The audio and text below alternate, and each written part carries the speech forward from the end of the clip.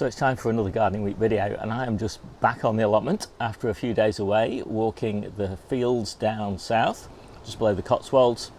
Really lovely little area, and there's very little to do at this time of year. I'm pretty much 100% planted on the allotment, and I'm just doing little bits and pieces, filling in little gaps as opportunities arise. Today I just popped in some broad beans which will grow in the polytunnel. I've got another batch that will grow outside in parallel.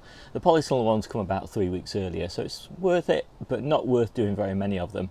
I'm just doing 7 plants, and the canes are really tall, because when you grow something like broad beans in the polytunnel, and it's actually in common with growing, say, potatoes in the polytunnel, they grow really leggy, and so you need really big poles to support them. But it's worth it because you get, as I say, a crop 3-4 weeks earlier. And I've also just been wood chipping the paths. I like to try and wood chip the paths at least every 2 years, and that provides a lot of nutrients into the beds as a whole. Obviously it's not going into the growing areas, but the roots from the plants go into the paths. So yeah, and I'm actually starting planting more stuff in the paths as well, and I'll talk about that in another video. So I'm down on the allotment again on Tuesday, and I'm putting the hours in at the moment because you never know at this time of year what the weather's going to throw at you. And so I'm just using every spare day, basically, when the weather's nice, to just get everything kind of finished off and nice and tidy down here. I've done a bit more work on the paths and just gradually working my way around. I don't want to do all of the wood chip paths because there's a lot of leaves going to fall, and I'd rather those leaves were underneath the wood chip rather than on top of it, because slugs really love to live underneath leaves. But the main job today was to shift our compost delivery. Had a delivery of well-rotted horse manure from KC Compost to Debbie's plot, so that she can get all of the garlic and the field beans and all those sorts of things planted. So I did all the barrowing and moved all the bags onto the appropriate locations on her plot, and she's just going to do the planting, and then she'll mulch over the top. It's a really nice and easy way, to plant field beans and garlic. You just gently push them into the soil, and then you just cover them with a mulch of 1.5 inches of horse manure, and they seem to really love it. It's interesting to pause briefly and look at the economics of making your own compost beyond a certain point. Now, making compost you do because you want to get rid in part of all the waste products from your plot, but also you do it because you want compost to mulch your ground. And I harvest about £40 in value of fruit and veg per square metre on my plot, and the compost bins take about 1.2 square metres in area, so let's call that £50 of veg that I could be harvesting from the area that one of my compost bins occupies. That compost bin makes about 1 cubic metre worth of compost, which is about, well, it's exactly 25 40-litre bags. The bags are £2 a bag, and so that neatly works out at exactly £50. So the cost of buying in compost is almost exactly the same cost as it's almost exactly the same as the value of the veg that I would have grown in the composting area, and so there's no real economic case to make my own compost, which is kind of quite interesting. And I still do make my own compost, as I said, because I have a lot of waste produce that comes off the plot that I need to process, and I've got to process into something, and the best thing to do is to make it into compost. So I'm still making my own compost, but I'm not afraid of buying it if I need to, or if I need a bit more than I can make. So as I said, Debbie has been planting field beans, and we've actually got 2 types of field beans. One is from Premier Seeds and the other one is from King's, and the one from King's looks like I'd expect a field bean to look like, and the one from Premier Seeds is much smaller, so I'm not wholly convinced that they are field beans. So I've done an experiment where I've done 50-50 to see what happens. On Debbie's plot, we're using the ones from King's because at least I know that they are proper field beans, and that is our main field bean bed. And we harvest the field beans, the growing tips, all through winter, and especially in early spring. And all the way around the edges of her bed, she's been planting garlic. And so she's planted probably 10 bulbs, so that's about 100 or so garlic bulbs for next year. I've already got about 40 planted, and I put another 20 in here in the polytunnel, and I've interplanted them actually into the gaps in between the lettuces. And it's not the best use of space, but obviously it's just an interplant into the lettuce beds.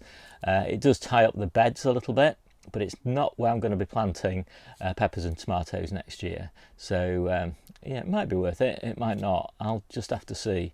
I have grown garlic in the polytunnel before, but in a shadier spot, and to be honest, it was no better than the stuff that I grew outside. But this is a sunny spot, so it'll be interesting to see the results.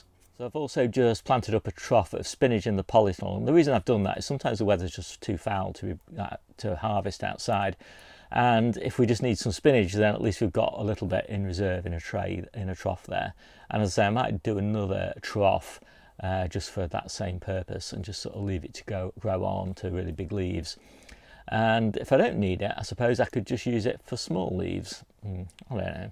Anyway, just got some spare seedlings, and I didn't want to throw them away. So I'm all done on the allotment now, and I'm going home to plant garlic, but not garlic to be harvested like this as bulbs, garlic to be harvested green, when these bulbs have not differentiated into cloves but are still mono bulbs. And they are really gorgeous, and of course they're available earlier on in the year, so in May and mid-June. The garlic's not available like this until late June. So really love green garlic. It's a great crop, and it comes just at the point for us when we're running out of stored garlic. And that's not so much because we didn't plant enough stored garlic, it's just that we just haven't got a good place to keep it where the quality is good eating quality by about May time. So I'm down the allotment again on Thursday, the 4th day running. About 16 hours I've put in on the allotment this week, which is way more than I normally do. But I'm trying to get everything out of the way because I know that rain is coming. I just looked at the long-range weather forecast. Actually, it is looking pretty rainy for the next 2 weeks almost. Just finished off the climbing squash frame, and also took out that bed of radicchio that was really disgusting, and got that composted, and also a little bed of beetroot. So I've now got four beds of beetroot left, as well as the stuff that we've got in store. So those 4 beds have just got to last us until the end of the year, and it was a nice little harvest, nothing to get excited about, but certainly of benefit. And into that I've put Grenoble Red and Brighton lettuces. Hopefully the Brighton ones will heart up, and I can harvest them as whole heads in sort of middle of winter sort of time. Planting at this time you have to be a little bit careful, I find, because of cutworms, and I found quite a few cutworms in that bed. So I did work my way through it with a fork, I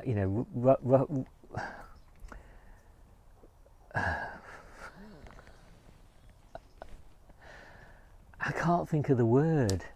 Anyway, worked my way through the soil with my fork, and found three cutworms. So 3 cutworms can just decimate a lettuce bed. So you really got to take care to try and get as many of those found as you can. And also, it's very damp at this time of year, and so I find I can often get damping off if I'm not careful. So I've left the coal frame top really well open, in the hope that I keep really good airflow in there. And also just getting ready for sowing my carrots. So this time of year, the end of October, I sow Napoli, and then in November I sow Marion carrots. So I've chosen those 2 varieties specifically because they're good overwintered for a harvest in sort of late spring and very early summer.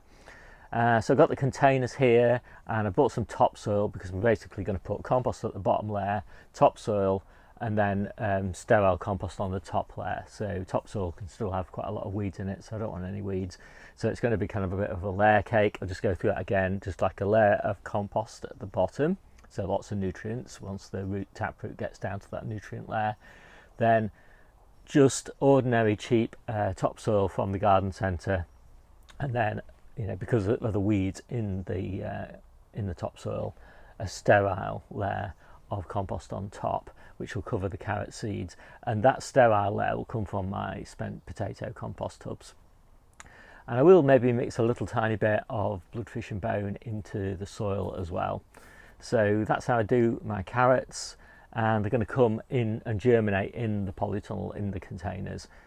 So I've got all that set up, so I've got a little job to do if it's raining inside the polytunnel. And then finally, I've weeded and taken all of the flowers out of the flower border, which is really where I grow a lot of my fruit trees, along the side of this polytunnel down here. And I put a really thick mulch, so a good 4, maybe 6 inches of wood chip down there. And obviously that helps suppress the weeds, but I find it's just also a great way to feed those trees. And that's pretty much me done for the day. So it's Saturday today. I'm not very well. I've got gout in my foot, and so I'm not going to do a harvest this week. So I think we'll draw this one to a close. My name's Steve. This is the Seaside Kitchen Garden and Allotment channel, and I'll see you soon.